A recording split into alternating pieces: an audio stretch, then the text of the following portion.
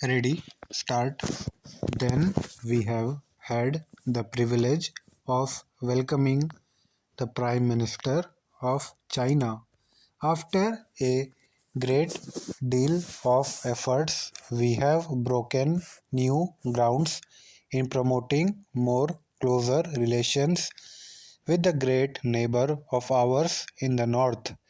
We have successfully concluded the agreement on the basic fundamental principles which should guide the delineation of the solutions of the complicated border problem between India and China. Therefore, I wish to dispel this illusion, and I do say so with respect because it is an illusion. We are not part of any military alliance, and we are not ganging up against any other country, least of all against China. And I am being absolutely truthful in my public discussions and in the press conferences that I addressed. In my meetings with the US dignitaries, I made it quite clear that we are engaged and we want to remain engaged with China, our great neighbor. Our economic relations are greatly expanding, and I see new horizons in our economic relations with that great country, and it is our wish and desire to work together to strengthen the forces of peace and prosperity in Asia and Europe.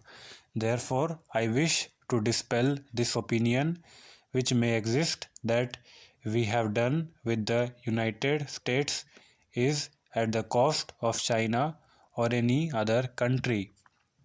What we are seeking is that we need an international environment which is supportive of our development efforts.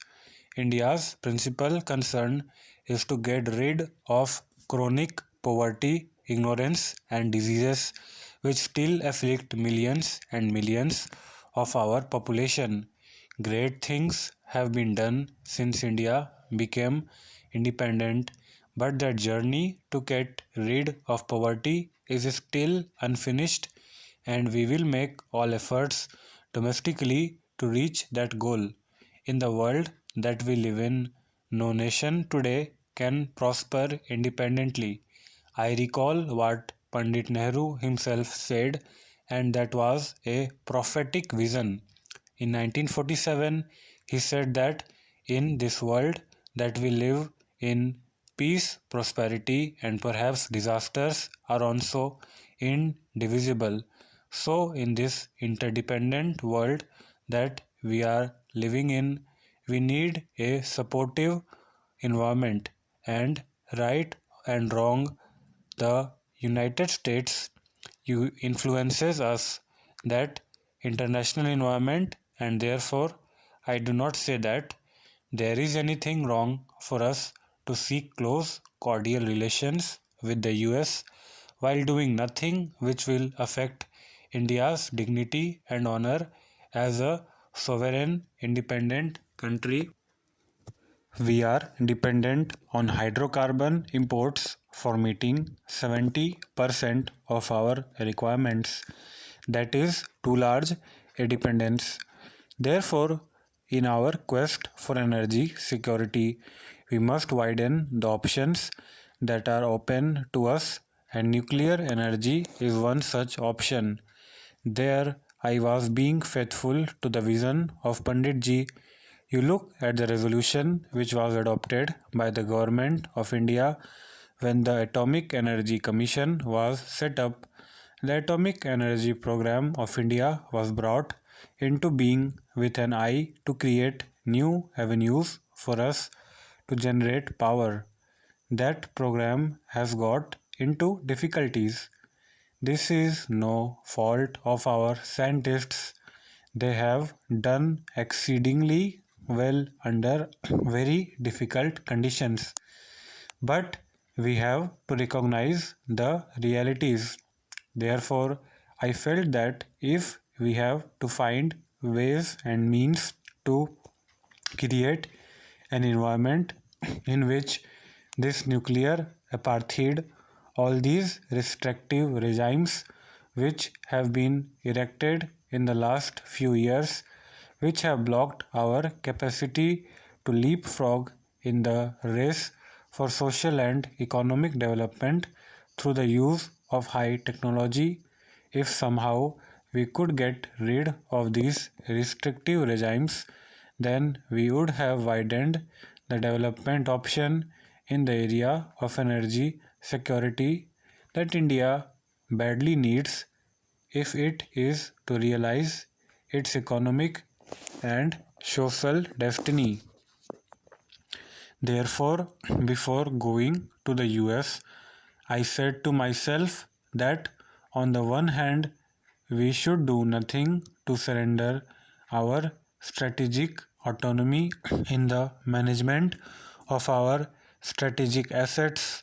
On the other hand, we should find an honorable way to persuade the United States and other parties to lift this nuclear blockade which has restricted our options during the last few years.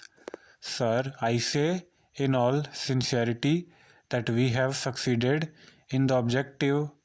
There is nothing in the joint statement which conveys the impression or which should convey the impression to anyone that have in any way compromised our autonomy, our sovereign willpower in managing our nuclear assets.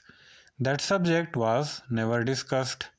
My concern in Washington was to impress upon the United States that if the United States genuinely felt that it had a change of heart with regard to India, then it must do something to lift in these last years of restrictions which have hampered our quest for a faster access to nuclear energy.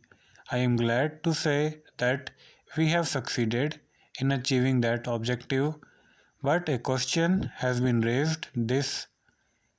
He said, you are going to separate the civilian and the nuclear components of your atomic energy program. Did you consult the scientists? Is this feasible? Stop.